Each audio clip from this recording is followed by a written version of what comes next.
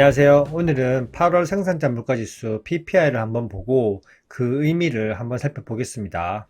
일단 우리가 소비자 물가지수 CPI가 중요한 건 아는데 생산자 물가지수 PPI는 왜 중요할까요?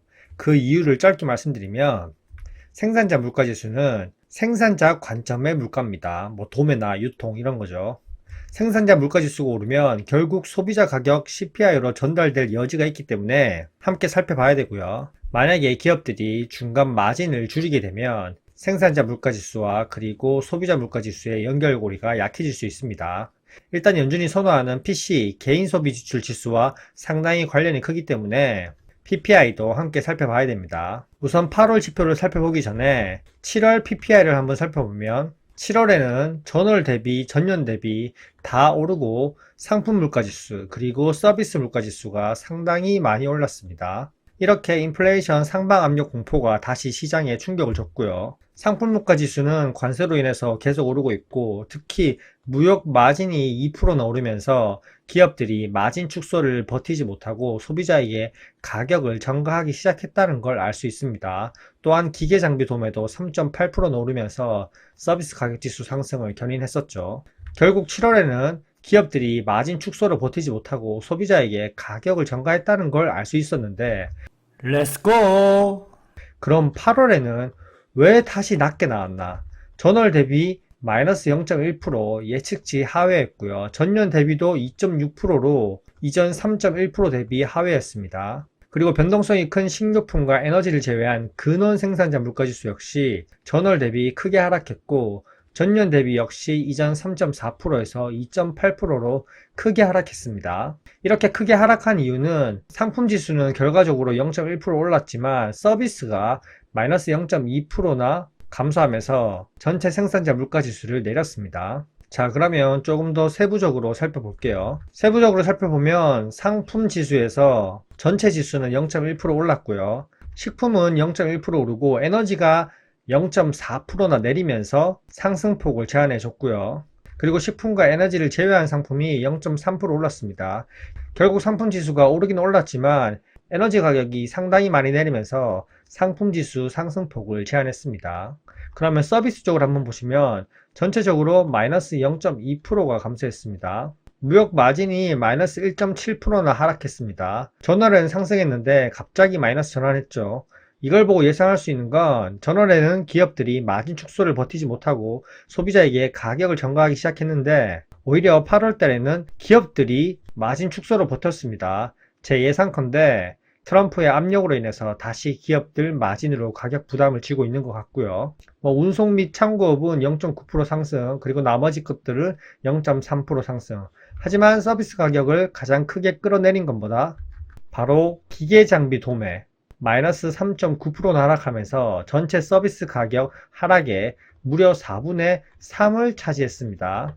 결과적으로 서비스 가격이 이렇게 내릴 수 있었던 건 물건을 파는 유통 단계에서 마진을 줄이면서 가격 상승 압력이 약화된 거죠. 도매업자와 소매업자가 소비자에게 물가를 전가하지 못하고 유통 마진을 줄이면서 감내했습니다. 하지만 아직까지 상품과 서비스의 세부 항목들을 보면 원가 상승 압력은 여전히 존재하고요.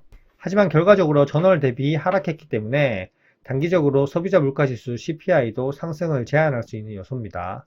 결국 앞으로 발표될 PC 지표도 상승보다는 완만하게 유지할 가능성이 커졌습니다.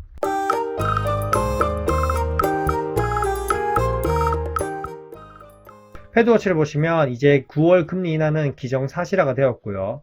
B컷 인하 확률이 소폭 올라왔지만 크게 생각 안 하셔도 되고요. 9월 동결이 확 실시되더라도 중요한 것은 시장 전체 컨센서스가 금리 인하 쪽으로 기울기 시작했다는 겁니다. 그리고 시장은 금리 인하 기대감을 벌써 반영하고 있고요.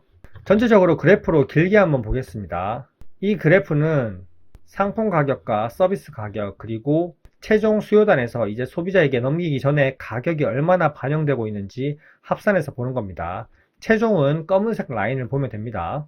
7월에는 서비스 상승폭이 가파르면서 최종 수요단의 가격도 올라갔지만 8월에는 다시 서비스 가격이 하락하면서 최종 수요단의 가격이 내려왔습니다. 트럼프의 관세 정책이 물가에 전가될 것이라고 우려를 저희가 계속해 왔지만 결과적으로 8월 생산자 물가 지수를 보면 기업들이 아직 가격 인상을 강하게 밀어붙이지 않고 기업들 스스로 마진 축소로 감내하고 있다는 겁니다. 하지만 기업들이 영구적으로 마진 축소로 감당할 수는 없습니다.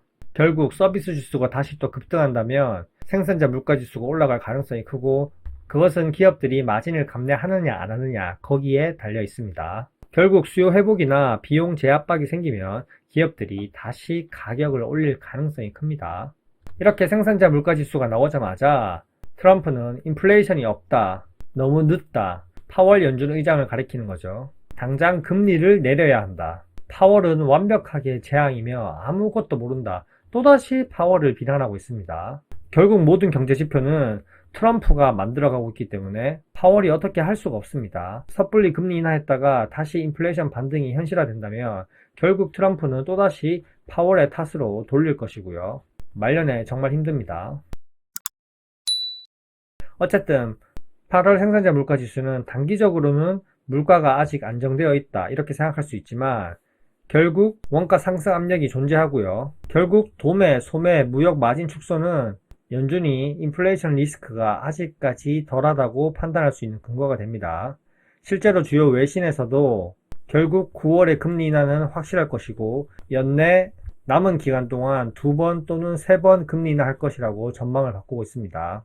트럼프가 계속해서 기업들을 올 연말까지 압박한다면 생산자 물가 지수는 계속 좋게 나올 수 있습니다.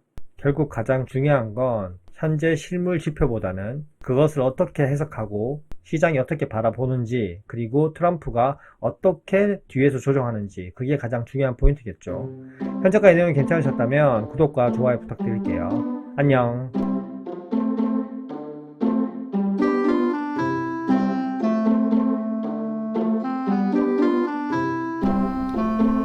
와이